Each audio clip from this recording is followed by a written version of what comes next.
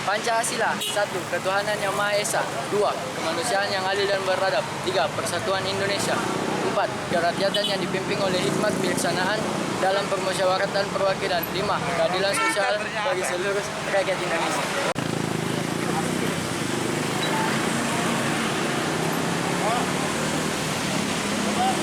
Harus dipakai masker. Untuk apa? Kesehatan strategi, kesehatannya juga orang lain, teman-teman satu.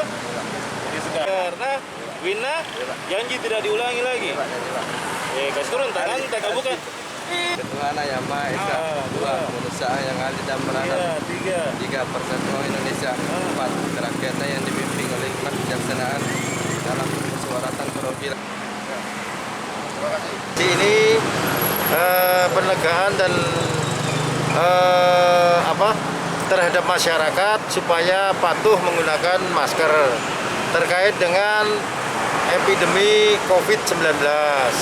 Jadi sesuai perintah pimpinan kami melaksanakan operasi ini berkoordinasi dan membackup tugas-tugas daripada pemerintah daerah, utamanya dari Satpol PP untuk melaksanakan tugas operasi justisi.